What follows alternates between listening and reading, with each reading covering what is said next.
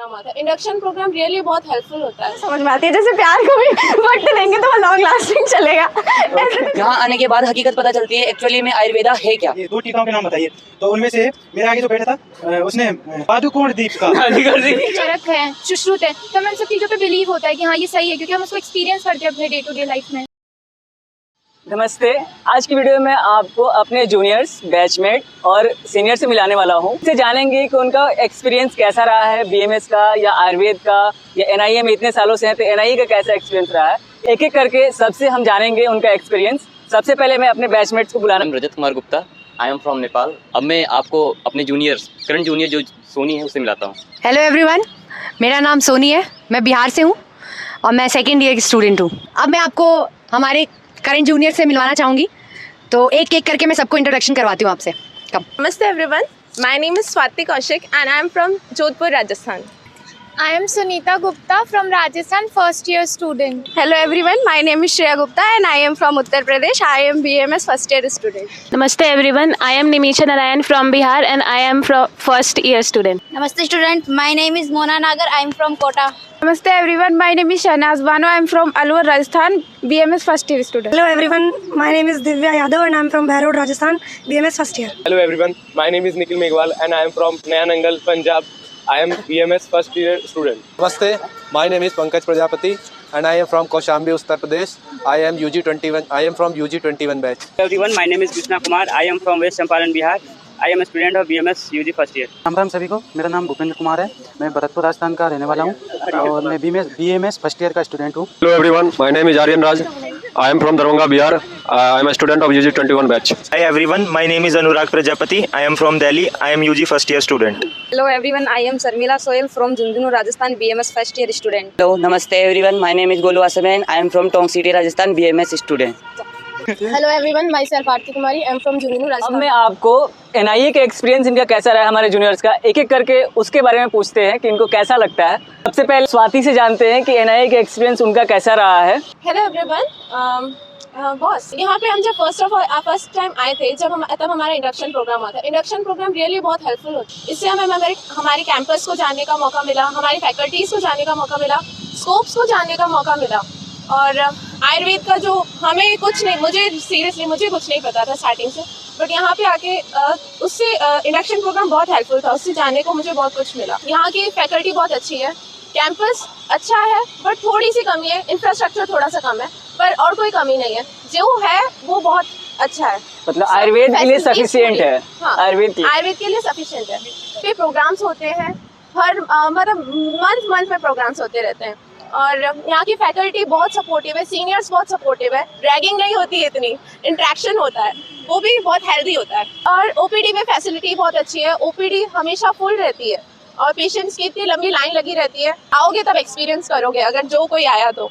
Thank you. Okay Swati, बहुत बढ़िया से स्वाति ने बताया। अब अनुराग को बुलाते हैं। Hi everyone, my name is Anurag. मुझे यहाँ पे एनआईए में आए हुए 8-9 महीने हो चुके हैं और मेरा एक्सपीरियंस यहाँ पे अच्छा ही रहा है। टीचर्स लगभग सारे बहुत ज़्यादा कोऑपरेटिव हैं, सीनियर्स भी बहुत हेल्पिंग हैं और पढ़ाई लिखाई की कोई दिक्कत नहीं होती। स्टार्टिंग में हाँ, इंग्लिश मीडियम के होने की वजह से संस्कृत में थोड़ी प्रॉब्लम आती है, लेकिन टीचर्स बहुत हेल्प करते हैं, उसकी वजह से पढ़ाई लिखाई की तो कोई दिक्कत नहीं है। लेकिन जो मुझे एक चीज़ की यहाँ पे प्रॉब्लम आती है वो हॉस्टल की है, क्योंकि यहाँ पे फर्स्ट ईयर में हॉस्टल नहीं दिया जाता और बाकी तो सब कुछ अच्छा है। अनुराग इतना बढ़िया से बोल रहा है कि हाँ ये बेनिफिट है। इसको पहले ये पता करते हैं कि ये क्लास जाता भी है कि नहीं, कितना क्लास जाता है। क्लास जाते हो, कितने दिन क्लास जाते हो? उस हफ्ते में 6 दिन जाता हूँ पूरे के पूरे। पूरा?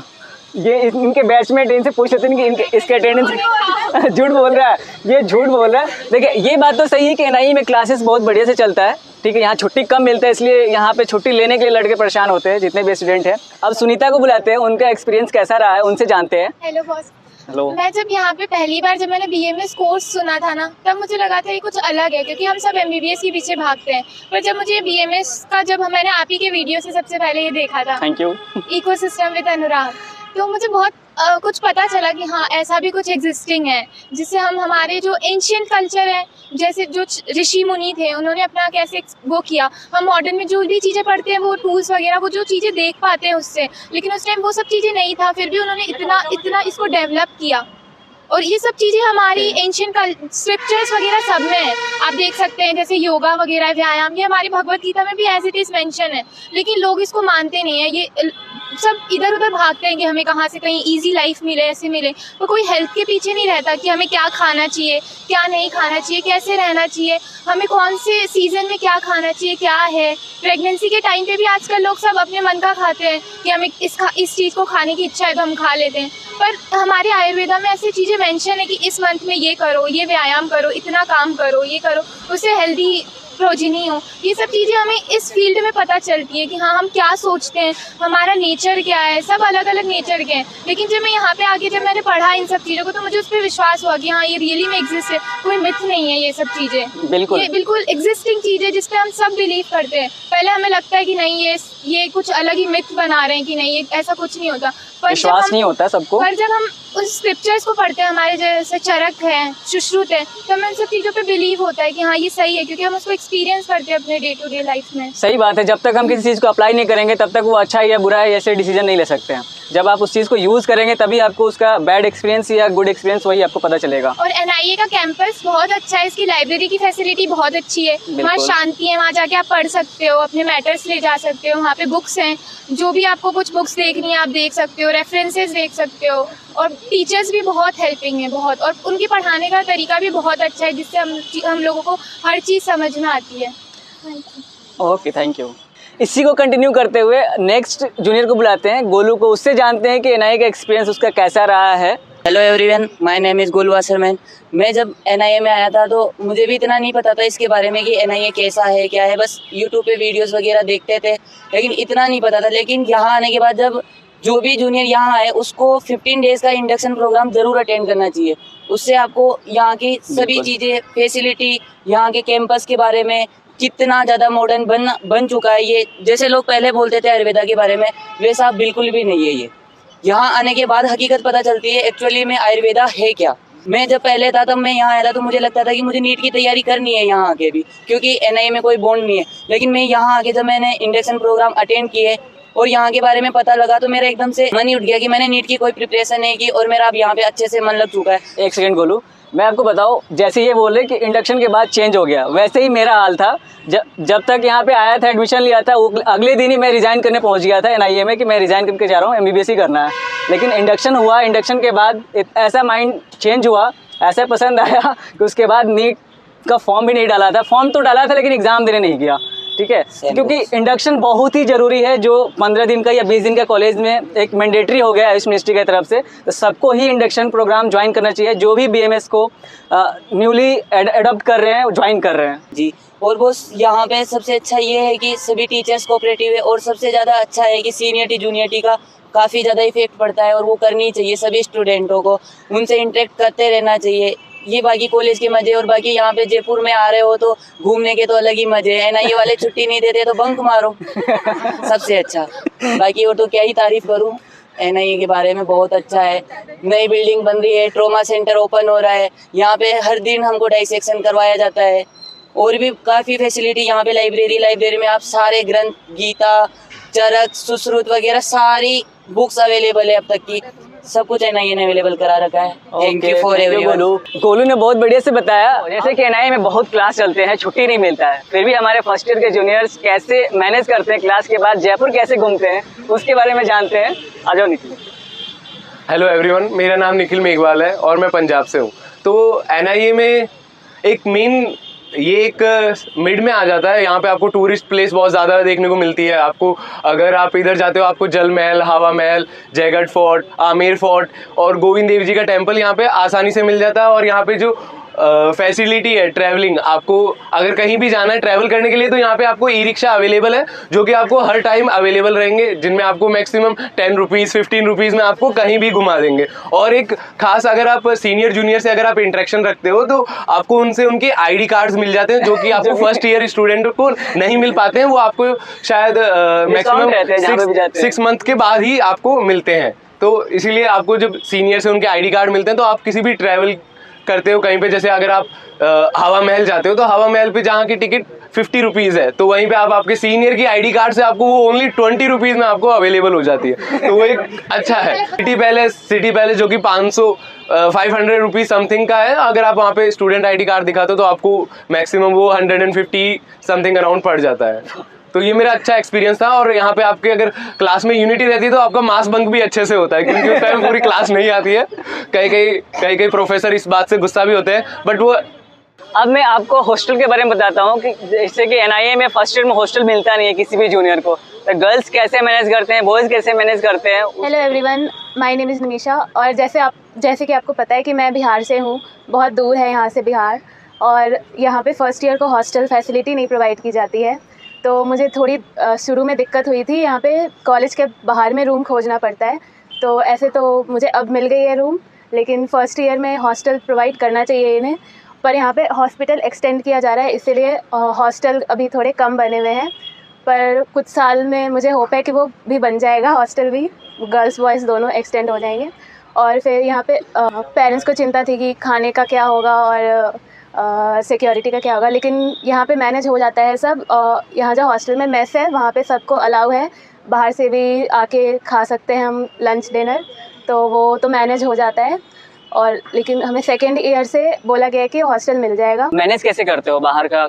मैंने एक रूम कॉलेज के पास ही में ले लिया है, तो वहाँ पे सब कुछ अभी तो सही है। देखिए NIA के कैंपस जो है इससे जस्ट बाहर ही निकलती है, बहुत पास में पीजी अवेलेबल है, बॉयज़ के लिए भी गर्ल्स के लिए भी, कोई दिक्कत नहीं होती है। 5 मिनट लगते हैं आने जाने में, और बाहर सेफ माहौल है, बाहर पे भी सब लोग रह रहे हैं, बाहर फर्स्ट ईयर में रहते भी हैं और मैनेज करते हैं। थोड़े दिन दिक्कत होती है कि गार्ड्स बहुत अच्छे हैं यहाँ पे, हमारे कोऑपरेटिव है। बाहर भी जहाँ रहते हैं वहाँ भी एक कॉलोनी जैसा बना हुआ है, वहाँ भी सिक्योरिटी बहुत अच्छी प्रोवाइड की जाती है, और वहाँ पे भी कैमरे लगे हुए रहते हैं पीजी में, तो फिर वो सिक्योरिटी इशू तो सॉल्व हो जाती है। श्रेया से जानते हैं कि जैसे कि MBBS नहीं मिलता है, जाहिर सी बात है मैक्सिमम बच्चे BMS एडमिशन इसलिए लेते हैं क्योंकि MBBS उनके अलॉट नहीं होता है, तो श्रेया से जानते हैं कि उनको रिपेंट होता है कि नहीं ये यहाँ पे BMS कर रही हैं, तो इनको कैसा लगता है? BMS करके इनको प्राउड फील होता है या ये अभी डिप्रेस्ड ही है? आओ श्रेया बताओ। नमस्ते बॉस। नमस्ते। टू द फैक्ट अगर बात करें तो हम सब नीट में तैयारी करते हैं सिर्फ MBBS पाने के लिए। वो अलग बात है, हमें कॉलेज मिलता नहीं है हमारे मार्क्स की वजह से, तो लेना पड़ता है। हकीकत तो यही है कि मिलता नहीं इसलिए लेते हैं, मैक्सिमम का ऐसे ही है। लेकिन अब आपको कैसा लगता है? अब जब आप यहाँ पे इनिशियली जब आप आते हो ना, तो आपको लगता है कि हाँ हम कहाँ पे आ गए हैं। यहाँ की पढ़ाई तो समझ में आती नहीं है क्योंकि हमने संस्कृत तो बहुत पहले ही छोड़ रखी होती है, तो यहाँ पे संस्कृत को समझना और भी चीज़ों को समझना थोड़ा सा डिफिकल्ट हो जाता है। बट जब हम यहाँ पे टीचर से इंटरेक्ट करते हैं, हमारे सीनियर से इंटरेक्ट करते हैं, उनसे समझने की कोशिश करते हैं ना, तो वो चीज़ें धीरे धीरे आसान हो जाती हैं। और फिर मिड में आते आते आपको लगता है चलो ठीक है ये भी सही है, इसमें भी पढ़ ही लेते हैं, क्या ही दिक्कत जा रहा है, ऐसा हो जाता है। तो देखो जाहिर सी बात है भाई, अगर किसी चीज़ को नहीं जानते हो उसको करने स्टार्ट करोगे तो टाइम लगेगा, तो वो ग्रेजुअली होगा, आपको एकाएक सब कुछ नहीं आने लगेगा। हाँ बस धीरे-धीरे समझ में नहीं आता है, धीरे धीरे जब आप इसको वक्त देंगे, किसी भी चीज़ को आप वक्त देते हैं ना, तो फिर वही तभी हमें समझ में आती है। जैसे प्यार को भी वक्त देंगे तो वो लॉन्ग लास्टिंग चलेगा, ऐसे तो कुछ नहीं होना है। तो इसको भी वक्त देना पड़ेगा, तभी इससे रिश्ता बढ़िया बनेगा हमारा, ऐसा है। तो अब कोई ऐसा सीन नहीं है कि MBBS करना है यही कर लो, और इसमें बहुत स्कोप है। मतलब यहाँ की जब OPD हमने देखी, इतने ज़्यादा पेशेंट, जितना मे बी मतलब MBBS वालों के पास उतनी आती होगी कि नहीं ये नहीं पता, लेकिन यहाँ की OPD बहुत अच्छी है। और मेन हमें डॉक्टर बनने के बाद ऐसा होता है कि पेशेंट से हमारा इंटरेक्शन कितना है, चाहे आपके पास कोई भी डिग्री हो, चाहे BMS की हो चाहे MBBS की हो, वो मैटर नहीं करती है। हम कितना पेशेंट से इंटरेक्ट कर रहे होते हैं वो ज़्यादा मैटर कर रहा होता है। बहुत सारे ऐसे भी लोग हैं जिनके पास है तो डिग्री MBBS की, बट वो कुछ भी कहीं पे भी नहीं है, ना उनके पास OPD है ना उनके पास पैसे हैं। और बहुत सारे ऐसे लोग हैं जो BMS करके भी बहुत कमा रहे हैं, और हमें तो पैसे ही चाहिए। पॉजिटिव रहो, ठीक है, बस तो बढ़िया रहो, और क्या। थैंक यू बस। नहीं में क्या है कि क्लासेस बहुत ज़्यादा चलता है, यानी कि यहाँ पे प्रोफेसर्स आते हैं पढ़ाने के लिए तभी चलता है, और प्रोफेसर का बिहेवियर कैसा है, कैसे हमारे साथ रहते हैं, कैसे पढ़ाते हैं, उसको जानने के लिए मैं मोना को बुला रहा हूँ। मोना बताएगी कि इसका फर्स्ट ईयर में कैसा एक्सपीरियंस है प्रोफेसर्स के साथ, क्योंकि देखो मोना की आवाज़ सबकी आवाज़ है, ये समझ करके आप इनकी बात को सुनिए। Hello, my name is Mona नागर।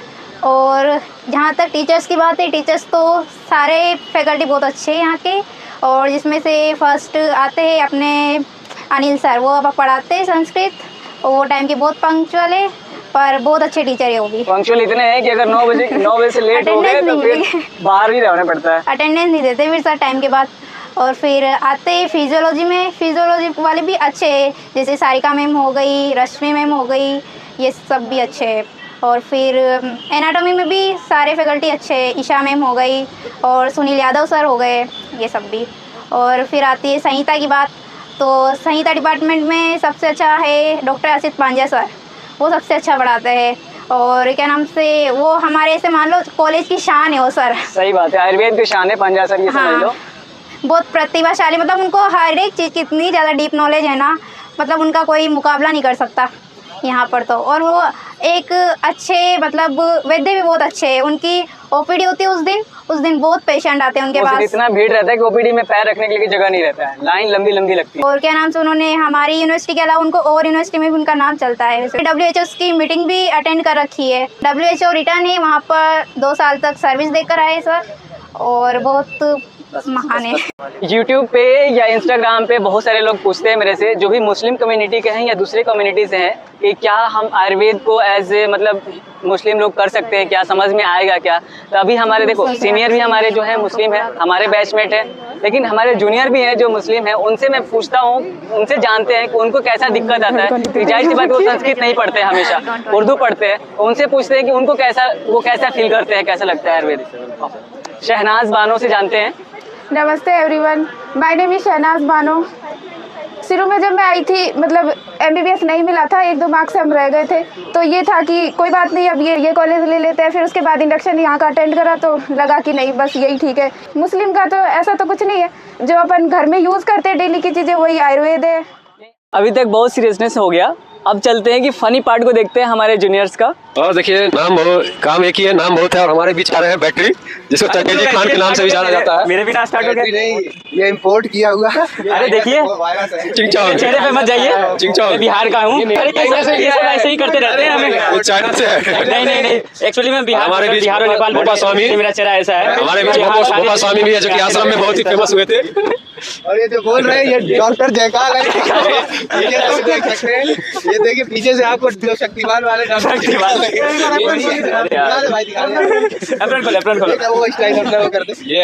जो फर्स्ट टर्म के एग्जाम हुए थे, उनमें एक क्वेश्चन आया था कि चक्रपाणी के द्वारा लिखी गई टीका, ये 2 टीकाओं के नाम बताइए।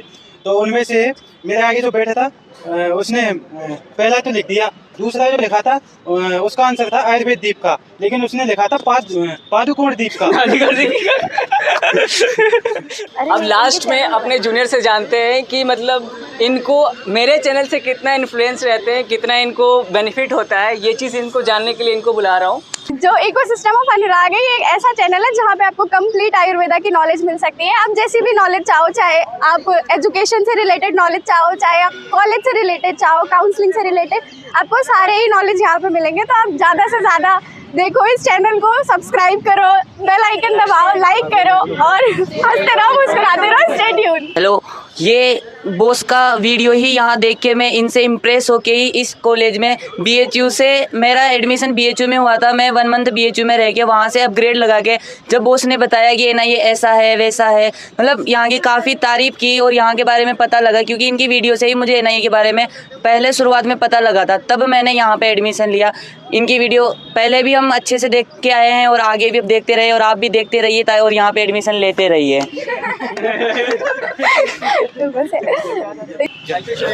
बोले बॉस, हंसते रहिए, मुस्कुराते रहिए और पढ़ते रहिए। Ecosystem with Anurag. I love Ayurveda. Subscribe पर क्लिक करते रहिए, बेल आइकन पे दबाते रहिए, लाइक शेयर सब्सक्राइब करते रहिए।